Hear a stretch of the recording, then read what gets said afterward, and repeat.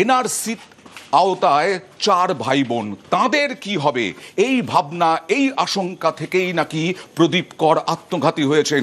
Suicide নোটে এরকমই মিলেছে তথ্য।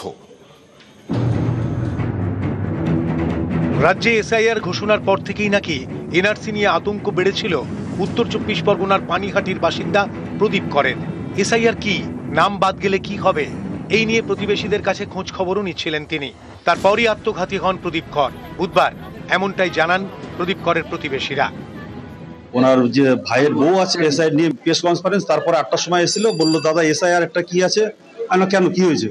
বলছে আমার দাদা দেখো বারবার যাচ্ছে আসছে, বিড়ি খাচ্ছে 10 মিনিট পর পর, এইরকম তো চলছে। কিন্তু সেটা নিয়ে ওনার ভিতরে যে কি ছিল সেরকম কোনো কিছু দেখা যায়নি। দেখছেন হয়তো বাংলাদেশে পাঠিয়ে দেবে এরকম। ওখানে বড় বড় করে লেখা নিচের দিকে এনআরসি আমার মৃত্যুর জন্য দায়ী। আমি শুনেছি পলাশিতে ওনাদের বাড়ি ছিল, কিন্তু এইখানে প্রায় 45-46 বছর ধরে ভাড়া থাকতেন। ফ্ল্যাটে জাস্ট 6-7 মাস হলো উনি কিনে এসেছেন। এটাই ওনাকে মানসিকভাবে দিল। আমার নিজের জায়গা থেকে আমি এইভাবে উৎখাত হব। কেউ বলছে 2002 সালে লিস্টে নাম ছিল, তাতেও শান্তি হয় না। মানুষের ভেতরে যখন আঘাত লাগে তখন এইভাবে থামানো যায় না। শুধু নিজের জন্য নয়, 4 ভাই বোনকে নিয়েও চিন্তায় ছিলেন প্রদীপ কর। তাঁর দেহের পাশে যে ডায়েরি মিলেছে সেখানে প্রতি লাইনে এনআরসির উল্লেখ। প্রদীপ করের আত্মীয় জানিয়েছেন তাঁর 4টি আঙুল কাটা ছিল, তাই লিখতে অসুবিধা হতো। ফলে তাঁর লেখা খুব একটা পরিষ্কার নয়। ডান হাতের কোনো আঙুলই ছিল না, মানে অর্ধেক আঙুল ছিল না। খাওয়া দাওয়া কি ডান হাতে না বাঁ হাতে করতে পারে নাকি? লিখতে তো 4টে আঙুল থাকা মানে না থাকা মানে লিখতে পারে। হাফ এন্ড হাফ ছিল, 4টে আঙুল একদম ছিল না। তা এই নোট থেকে কিছু লেখা আমরা উদ্ধার করতে পেরেছি। ডায়েরিতে লেখা রয়েছে 4 বোন ভাই এনআরসির আওতায়, এদের কি হবে, আমরা এখন কি করব। এই ডায়েরিকেই প্রাথমিকভাবে প্রদীপ করের সুইসাইড নোট হিসেবে দেখছে পুলিশ। এখানে আরো লেখা রয়েছে তার বাড়ি নদিয়া জেলায়। তার কাছে দলিল ছিল, ভোটার লিস্টে বাবার নাম আছে, মায়ের নাম আছে। 1980-তে মারা গিয়েছেন। এনআরসির আতঙ্ক তাড়া করছিল প্রদীপ করকে। এসআইআর ঘোষণার পর যে আতঙ্ক বেড়ে যায় বলেই দাবি প্রতিবেশীদের। এদিন পানিহাটিতে প্রদীপ করের বাড়িতে যান অভিষেক বন্দ্যোপাধ্যায়, কথা বলেন পরিবারের সঙ্গে। আগরপাড়া থেকে সুবীর দে, নিউজ 18 বাংলা। গতকালই এই আত্মঘাতী ঘটনার পরে, প্রদীপ করের মৃত্যুর পরে তোপ দেখেছিলেন এক্স স্যান্ডেলে মমতা বন্দ্যোপাধ্যায়। আর আজকে অভিষেক বন্দ্যোপাধ্যায় চলে গেলেন সোজা আত্মঘাতী প্রদীপ করের বাড়িতে। তার পরিবারের সঙ্গে দেখা করলেন, কথা বললেন, তাদের অভাব অভিযোগ শুনলেন। কি হয়েছিল প্রদীপ করের, কিভাবে আশঙ্কায় ছিলেন বেশ কয়েকদিন ধরে এসআইআর ঘোষণার পরেই, বা কতটা আতঙ্ক তৈরি হয়েছিল তার মধ্যে, সেই সমস্ত কিছু শোনেন। এবং তারপরে দেখা করে এসে বেরিয়ে কড়া আক্রমণ অভিষেকের কমিশনারকে এবং নিশানা কেন্দ্রীয় স্বরাষ্ট্রমন্ত্রী অমিত শাহকেও। এনআরসি এসআইআর এর ভয়ে তিনি নিজের প্রাণ নিজে নিয়েছেন। এনআরসি এবং এসআইআর যে আতঙ্ক, একদিকে ইলেকশন কমিশন আর একদিকে কেন্দ্রের সরকার, মানুষকে ভয় দেখানো, মানুষকে ভীত সন্ত্রস্ত করে রাখা, মানুষের মধ্যে একটা আতঙ্কের পরিস্থিতি পরিবেশ তৈরি করা, তারা ঠিক করবে ভারতবর্ষের নাগরিককে। আমি আপনাদের করজোর করে অনুরোধ করছি, হাত জোর করে সবাইকে, যে আপনারা ভয় পাবেন না। আমরা বেঁচে আছি। বাংলায় মমতা বন্দ্যোপাধ্যায়ের সরকার থাকতে, আমরা থাকতে এত সোজা না যে বছরের পর বছর, 40 বছর, 50 বছর, 30 বছর ধরে যারা বাংলায় রয়েছে, যাদের বাবা, দাদু, ঠাকুরদা একের পর এক প্রজন্ম বাংলায় রয়েছে, তাদেরকে বাংলাদেশি বলে বাংলাদেশে পাঠিয়ে দেওয়া হবে, এত সোজা নয়। আমরা বুকের রক্ত দিয়ে রক্ষা করব। নিশ্চিন্তে থাকুন। কোন এসআইআর এনআরসি করে বাংলার একটা মানুষকে যদি এরা ভোটার তালিকা থেকে বাদ দেয়, আমরা 1 লক্ষ লোক নিয়ে নির্বাচন কমিশন ঘেরাও করব। কত ধানে কত চাল এদের বোঝাবো, এত সোজা নয়।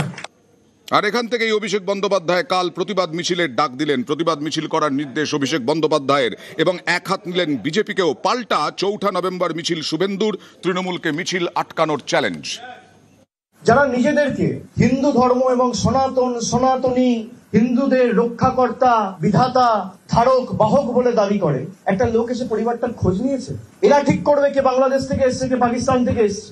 আমি আপনাদের সকলকে আশ্বস্ত করে দিয়ে যাচ্ছি, এর বদলা তৃণমূল কংগ্রেস নিয়ে ছাড়বে। সারা বাংলার একটাই এখন স্বর, জাস্টিস ফর প্রদীপ কর। এবং যাদের জন্য তিনি আত্মঘাতী হয়েছেন, তাদেরকে জেলে আগামী দিন তৃণমূল কংগ্রেস পাঠাবে। তার জন্য যত লড়াই লড়তে হোক আমরা লড়বো। তৃণমূল কংগ্রেস মিছিল করবে এই পানিহাটি, জাস্টিস ফর প্রদীপ কর, এই স্লোগানকে সামনে রেখে কালকে মিছিল হবে। আগামী 4 তারিখে পানিহাটিতে আমি হাঁটবো, একটা কয়লা চোর আজকে ওখানে অনেক বড় বড় কথা বলে গেছে। উনি মুখ্যমন্ত্রীর ভাইপো, ওনাকে চ্যালেঞ্জ করে গেলাম, আমি হাঁটবো, আপনার ক্ষমতা থাকলে আপনার বাহিনীকে বলবেন আটকে রুখে দেখাবে। বন্দ্যোপাধ্যায় আরো কড়া বিজেপির ওপর, বিজেপি নেতাদের থেকে নথি চাওয়ার নিদান, নথি দেখাতে না পারলে বেঁধে রাখার নিদান। তৃণমূল কর্মীদের উদ্দেশ্যে আতঙ্কের আবহ তৈরির চেষ্টার অভিযোগ, পাল্টা এসআইআর নিয়ে তৃণমূলের প্রতিবাদে সরব শ্রমিক। জ্ঞানেশ কুমারের বাবার নাম আছে ভোটার লিস্টে, ডকুমেন্ট দেখাতে পারবে? অমিত শাহর বাবার জন্মের সার্টিফিকেট দেখাতে পারবে?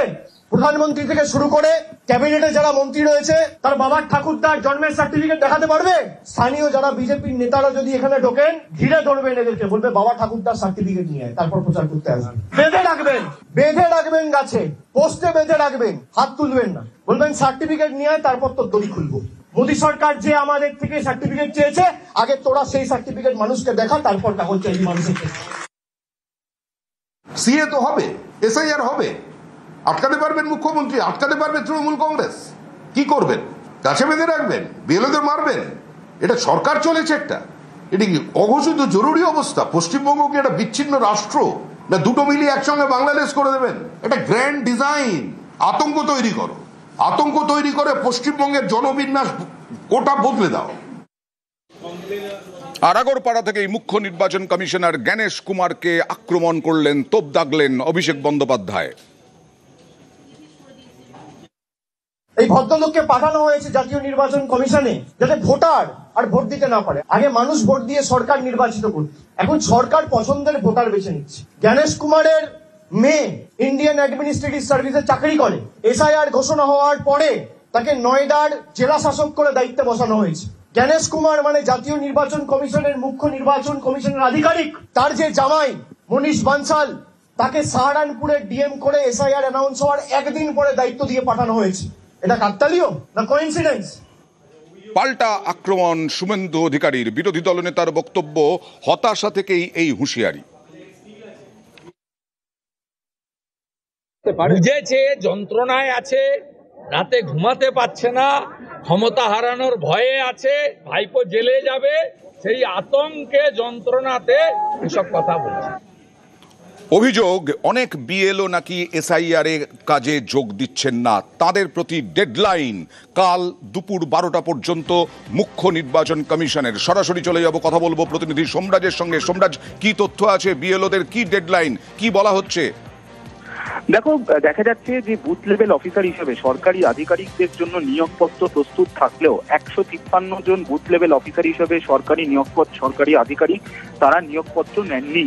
দেখা যাচ্ছে এই 153 জনই শিক্ষক শিক্ষিকা, এবং যেটা কমিশন সূত্রে জানা যাচ্ছে যে এই যে 143 জন যারা বুথ লেভেল অফিসার হিসেবে যোগ দেননি, তারা মূলত মুর্শিদাবাদ, উত্তর কলকাতা এবং কোচবিহার, এই 3 জেলার 143 জন শিক্ষক শিক্ষিকা যারা বুথ লেভেল অফিসার হিসেবে এখনো এসআইআর এর কাজের জন্য যোগ দেননি। আগামীকাল দুপুর 12টার পর তাদের সাসপেন্ডের নির্দেশ দিলেন রাজ্যের মুখ্য নির্বাচনী আধিকারিক মনোজ কুমার আগরওয়াল, এবং নির্দেশ দিয়ে স্পষ্ট জানানো হয়েছে কাল দুপুর 12টার মধ্যে তারা যদি নিয়োগপত্র হাতে না নেন বা কাজে যোগ না দেন, তাহলে ইআরওদের সাসপেন্ড করতেই হবে, এটা বাধ্যতামূলক। এবং শুধু তাই নয়, এই কড়া নির্দেশ আজ যখন জেলাশাসক ইআরওদের সঙ্গে ভার্চুয়াল বৈঠক করছিলেন, সেই বৈঠকেই এই নির্দেশ দেওয়া হয়েছে বলেই কমিশন সূত্রে খবর। বেশ।